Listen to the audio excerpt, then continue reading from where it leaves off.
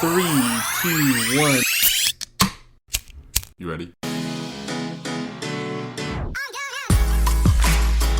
You're listening to the Real Pineapple Podcast Network.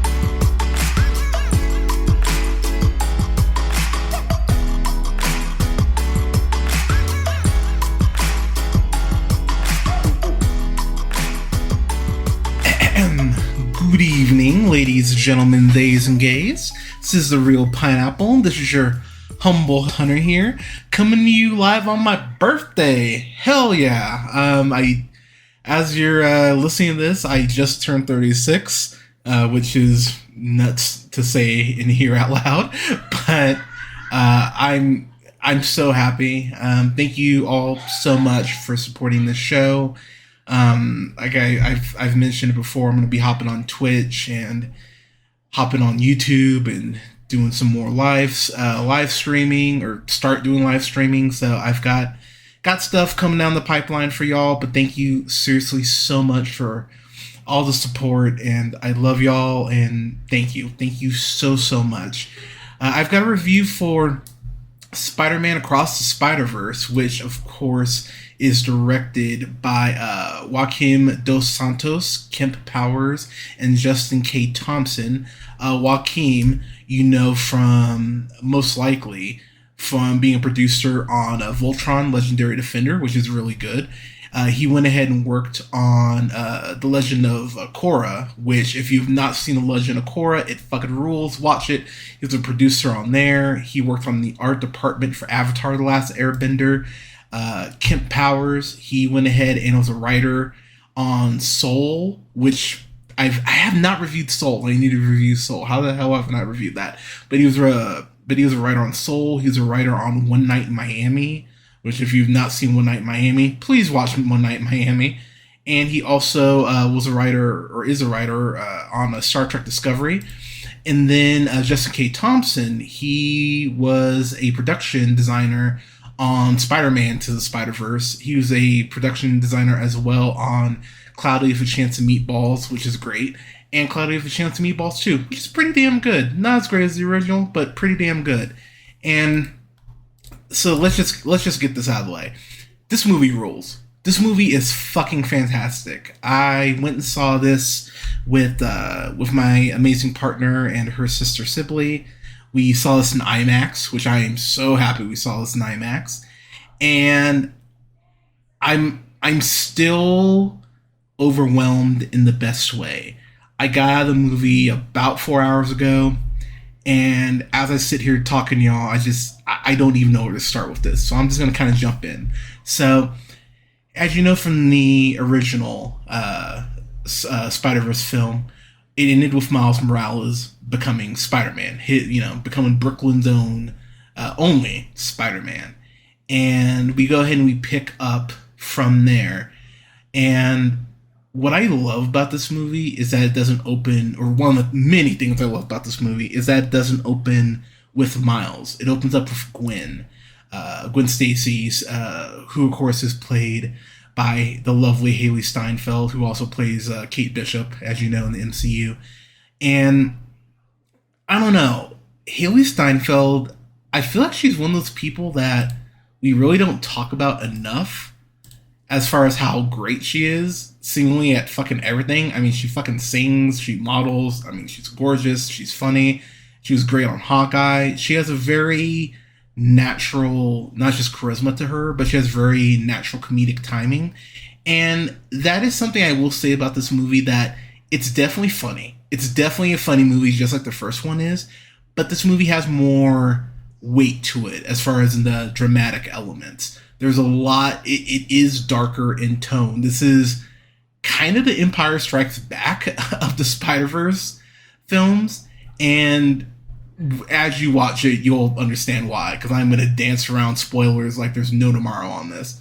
So Miles, he goes ahead and gets visited again by Gwen, which leads to the whole introduction of the Spider Society. And what I'll say about the plot about this movie is it's definitely more complex than the first film, but what I really like about this movie is, look, you're talking to someone who is literally decked out in Spider-Man clothes right now as I'm recording this.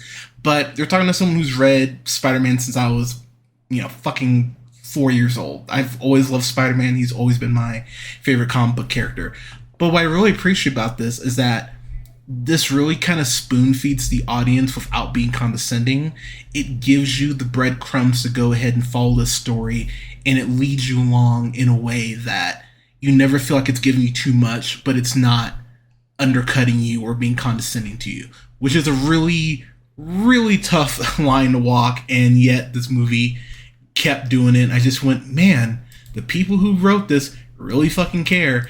The people who did write this are David Callahan, who you know from writing Shang-Chi and the Legend of the Ten Rings, which fucking rules.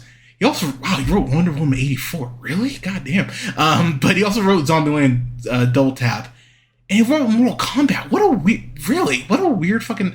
Anyways, but he was a writer on it. And then, of course, Phil Lord and Chris Miller, who, you know from Clone High and so many other goddamn things. They're fucking brilliant.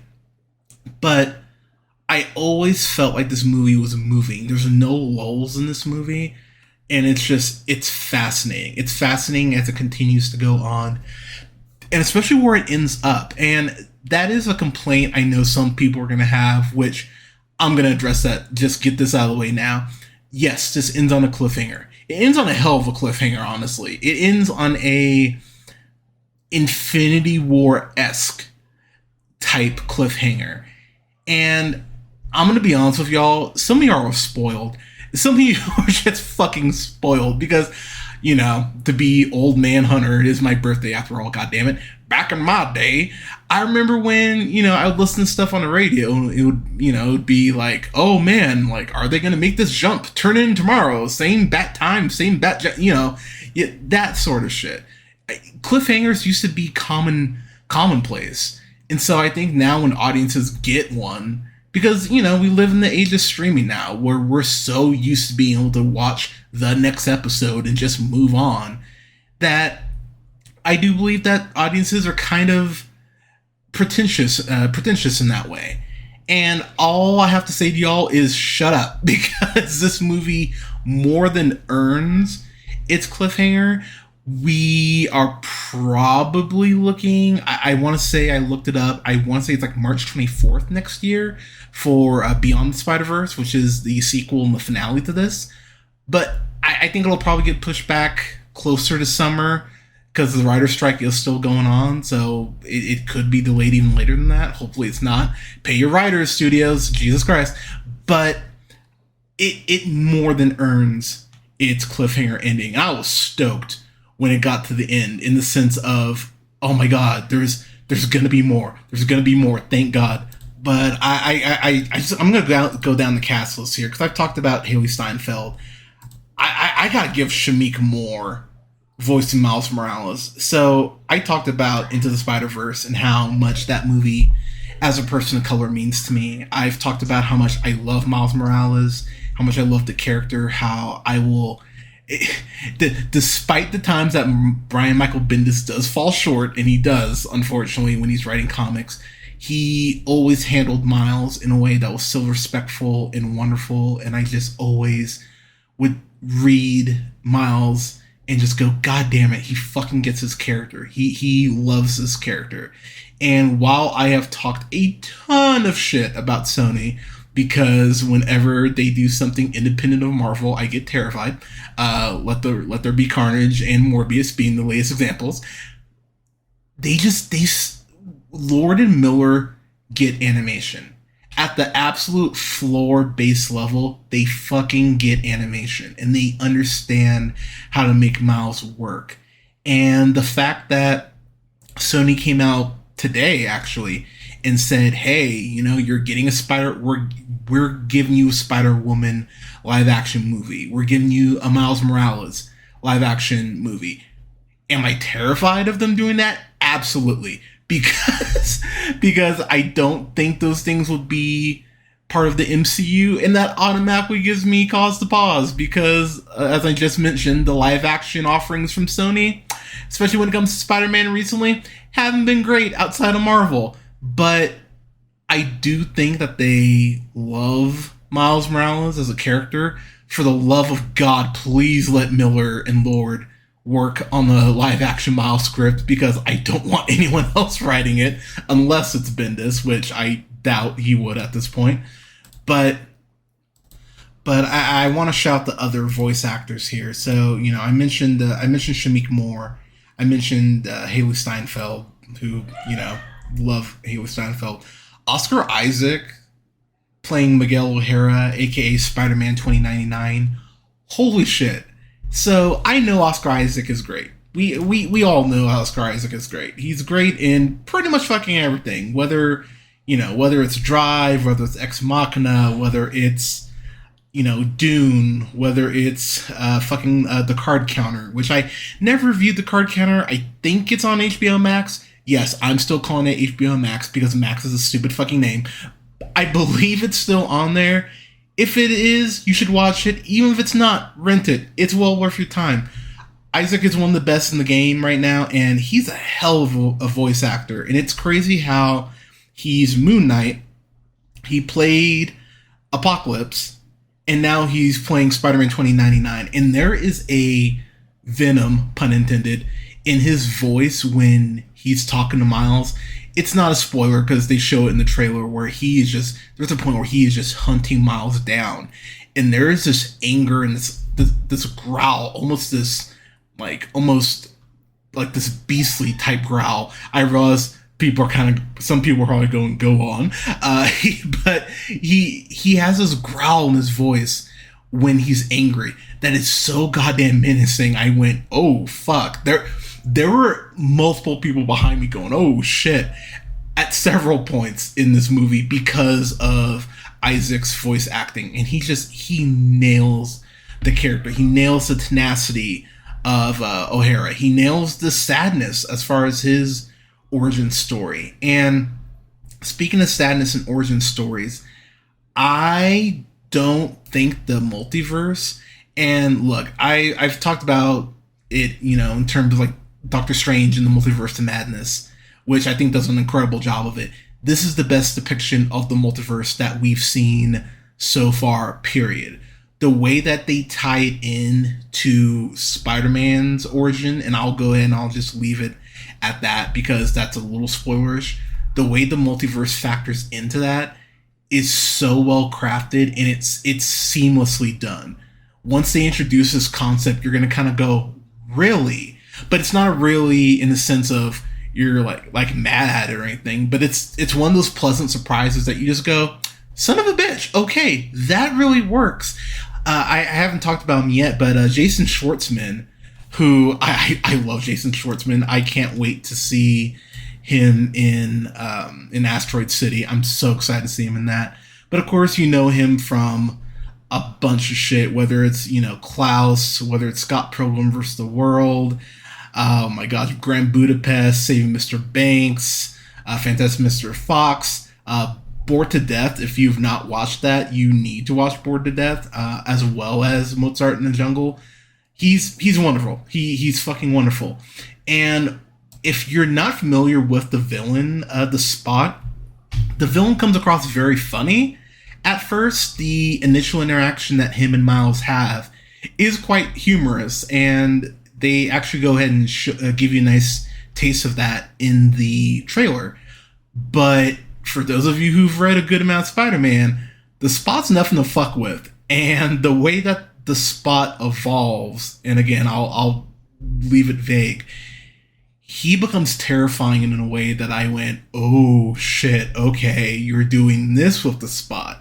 And what they do is actually really quite clever with how they go ahead and they flesh that character out as far as being a villain. I'm really excited to see where they continue to go with the Spot. A couple other things I want to shout out real quick. Jake Johnson is back as Peter B. Parker. I was so happy to see that fucking character again. I was so happy because I fucking love Jake Johnson.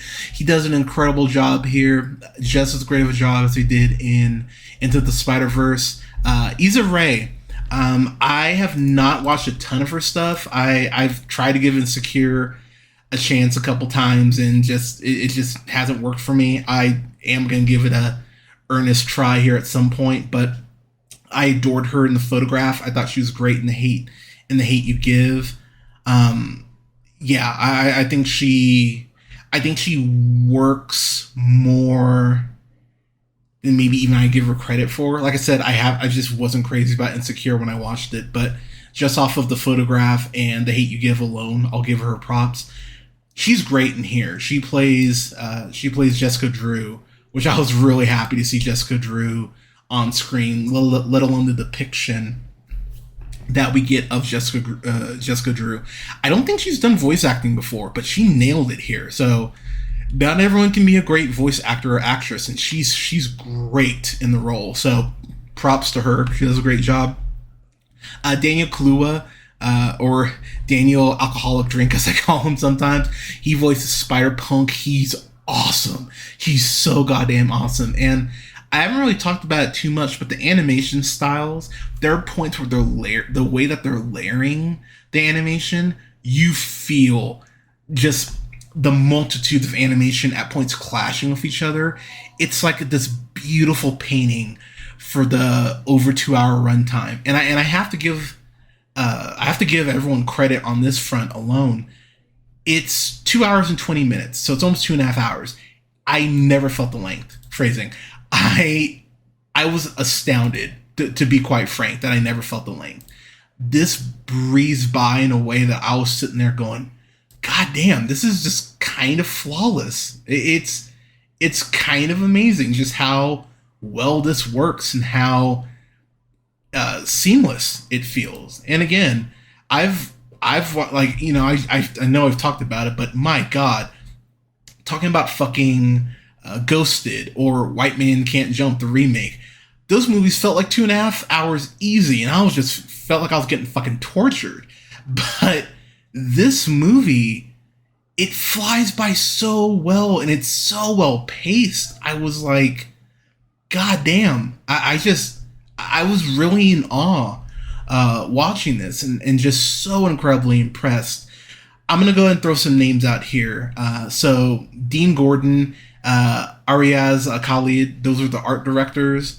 As far as the art department, Kevin Emmerich, David Bleach, Violaine Briot, Jeff Delgado, Yuki Demirs, Tony Ianiro, Kellen Jett, Matt Jones, Tiffany Lamb, Chloe Look, Guillermo Martinez, Mike McCain, Marco Nelor, Chris O'Keefe, Jake Panion, Aurelian Pridal, Naveen Slavanathan,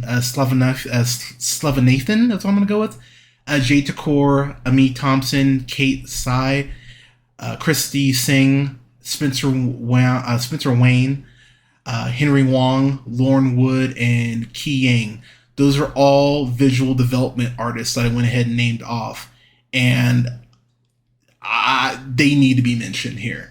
I can't go through everyone here who worked on visual effects and everything, but if you were in any way involved in the visual effects or the sound or anything on this film, my God, thank you. Thank you so goddamn much for making this movie. Thank you so much for putting your heart and your soul and your time into this. I was in awe. I was truly in awe watching this movie. I really didn't want to review this movie as soon as I got out. So I took a shower and I smoked a little bit and I just kind of meditated on this. And I, honest to God, don't have a complaint about this. I really, like, I guess you could say the runtime if you really want to nitpick. But again, I never felt the length. Phrasing again. It breezed by for me. This felt like this was, I've said this before on the show. There are those movies, stuff like, Mission Impossible Fallout, stuff like Black Panther, stuff like 9 Days, stuff like Coda, Tick Tick Boom, what else? A Tetris, which I haven't reviewed yet, a Blackberry, to name a few.